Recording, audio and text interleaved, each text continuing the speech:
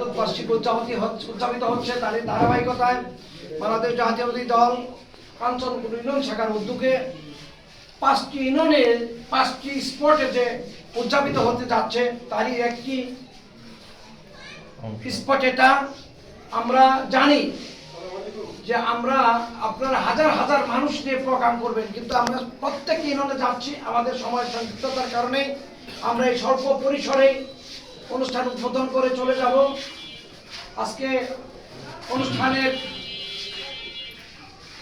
সহযোগিতা সভাপতি এই ইউনিয়ন বিএনপি সংগ্রামী সভাপতি মাসুদ আলম বিপ্লব, উপস্থিত আছেন টাঙ্গাইল জেলা বিএনপি সংগ্রামী সাবেক ভারপ্রাপ্ত সাধারণ সম্পাদক আমাদের সকলের প্রিয় নেতা আবুল কাশেম, উপস্থিত আছেন বাসাইল উপজেলা বিএনপি সংগ্রামী সাধারণ সম্পাদক সকলের প্রিয় নেতা জনাব বুকেনুর আহমদ খান নবু, সরি আগে বলা হচ্ছে। উপস্থিত আছেন পৌর বিএনপির সংগ্রামী সভাপতি জননেতা জনাব আখতারুজ্জামান তুহিন, উপস্থিত আছেন আমাদের পৌর বিএনপি সংগ্রামী সাধারণ সম্পাদক জননেতা জনাব আবুল কালাম আজাদ পিন্টু, উপস্থিত আছেন থানা বিএনপি সংগ্রামী সহসভাপতি জননেতা জনাব উদিল ইসলাম মুস্তফা, উপস্থিত আছেন থানা বিএনপির সিনিয়র সদস্য শাহাদত হোসেন ভূঁইয়া, ইউনিয়ন বিএনপি সংগ্রামী সাধারণ সম্পাদক কামরুল ইসলাম সহ বাসাইল উপজেলা বিএনপি, যুবদল, ছাত্রদল, কাঞ্চনপুর ইউনিয়ন বিএনপি, যুবদল, ছাত্রদল, কৃষক দল সহ সম্মানিত সকল নেতৃবৃন্দ, সকলকে আমাদের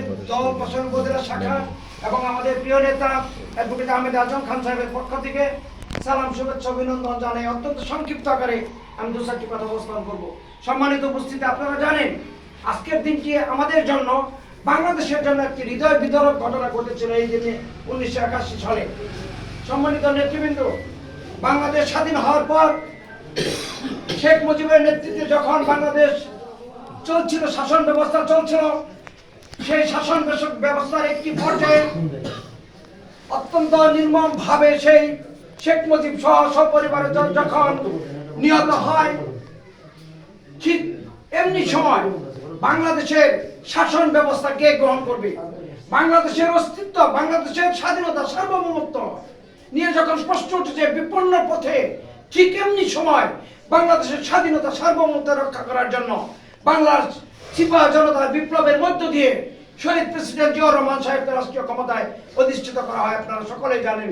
প্রিয় বন্ধুরা আমার, স্বল্প শাসন ব্যবস্থার মধ্য দিয়ে স্বল্পদিন, মাত্র 3 বছর শাসন ব্যবস্থা কালে বাংলাদেশ যখন বিশ্বের মানচিত্রে একটি স্বনির্ভর রাষ্ট্র হিসেবে আত্মপ্রকাশ করতে যাচ্ছিল, ঠিক সেই মুহূর্তে বাংলাদেশকে পিছনের দিকে ঠেলে দেওয়ার জন্য, বাংলাদেশের গণতন্ত্রকে ধ্বংস করার জন্য, বাংলাদেশকে একটি তাবিদিনী রাষ্ট্র হিসেবে প্রতিষ্ঠিত করার জন্য দেশীয় এবং আন্তর্জাতিক চক্রান্তের মধ্য দিয়ে সেই স্বাধীনতার মহান ঘোষক, ইতিহাসের রাখাল রাজা, বাংলাদেশ জাতীয়তাবাদী দলের প্রতিষ্ঠাতা শহীদ প্রেসিডেন্ট জিয়াউর রহমান সাহেবকে নির্মমভাবে নিহত করা হয়। বন্ধুরা আমার, আজকের এই দিনে, আজকে সারা বিশ্বে এই শাহাদত বার্ষিকী উদযাপিত হচ্ছে। সারা বাংলাদেশে আজকে এই দিনটি অত্যন্ত বেদনার সাথে বাংলাদেশের মানুষ পালন করছে। প্রিয় বন্ধুরা আমার, আপনারা জানেন বাংলাদেশ থেকে গণতন্ত্র যখন বিদায় হয়, বাংলাদেশ থেকে গণতন্ত্র যখন নির্বাচনে চলে যায়, তখন বারবার যেমনি ভাবে শহীদ প্রেসিডেন্ট জিয়াউর রহমান সাহেবের মাধ্যমে বহুদলীয় প্রবক্তা শহীদ প্রেসিডেন্ট জিয়াউর রহমান সাহেবের নেতৃত্বে যেমন বাংলাদেশে গণতন্ত্র মুক্ত হয়েছিল, ঠিক আবার যখন গণতন্ত্র নির্বাচনে গিয়েছিল দেশনেত্রী বেগম খালেদা জিয়ার নেতৃত্বে 9 বছর লড়াই সংগ্রামের মধ্য দিয়ে আমরা বাংলাদেশে গণতন্ত্র প্রতিষ্ঠিত করেছিলাম। বন্ধুরা, আবার একটি পরিসরের মধ্য দিয়ে আমরা লক্ষ্য করেছি বাংলাদেশের মাটিতে ফ্যাসিস্ট শেখ হাসিনার নেতৃত্বে যখন গণতন্ত্রের কবর রচনা হয়েছিল, ঠিক তখন থেকেই দীর্ঘ 17টি বছর দেশনেত্রীর নেতৃত্বে, আমাদের নেতা তারেক রহমানের নেতৃত্বে দীর্ঘ 17টি বছর লড়াই সংগ্রামের মধ্য দিয়ে ফ্যাসিস্ট আওয়ামী লীগের পতন হয়েছে। প্রিয় বন্ধুরা, আপনারা সকলেই জানেন।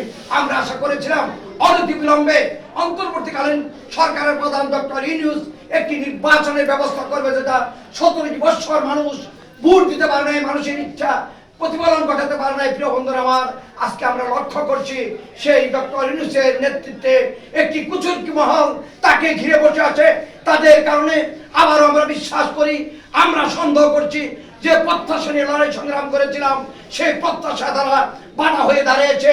আমরা আশা করব আগামী ডিসেম্বরের মধ্যেই বাংলাদেশে একটি অবাধ এবং নিরপেক্ষ নির্বাচন হবে। প্রিয় বন্ধুরা আমার, এর কোনো ব্যতিক্রম ঘটলে যেমনিভাবে 17 বছর লড়াই সংগ্রাম করে বিএনপির হাজার হাজার নেতাকর্মী জীবনের বিনিময়ে আমরা শেখ হাসিনাকে বিতাড়িত করেছি, ঠিক আগামী দিনেও যদি নির্বাচন নিয়ে কোনো তালবাহানা করা হয়, ডক্টর ইউনূসের সরকারের বিরুদ্ধে বাংলাদেশের মহানায়ক গণ আন্দোলনের মহানায়ক তারেক রহমানের নেতৃত্বে আরেকটিবার রাজপথে লড়াই সংগ্রাম করে আমরা নির্বাচন দিতে বাধ্য করবো এই সরকারকে। প্রিয় বন্ধুরা আমার, আজকের এই দিনে এটাই হোক আমাদের প্রত্যাশা। এই প্রত্যাশা করে আগামী দিনে যে নির্বাচন হবে সেই নির্বাচনে আমাদের প্রিয় নেতা পাশাল চকপুরের নন্দিত জননেতা সারা বাংলাদেশের আন্দোলনের অন্যতম নেতৃত্ব আহমেদ আজম খানকে ধানের শীষে ভোট দিয়ে জাতীয় সংসদে বাদে আমার পাশাল চকপুরের মানুষের মুখে হাসি ফোটানোর সুযোগ করে দেবেন এই প্রত্যয় ব্যক্ত করে সকলকে ধন্যবাদ জানিয়ে আজকে আমরা আশা করব বাংলার সকল মানুষের আল্লাহর কাছে প্রার্থনা করব, হে স্রষ্টা তুমি তোমার রহমত দিয়ে আমাদের নেতা শহীদ প্রেসিডেন্ট জিয়াউর রহমান সাহেবকে জান্নাতবাসী করবে। এ কথা বলে সকলের কল্যাণ কামনা করে আমার কথা এখানেই শেষ করছি।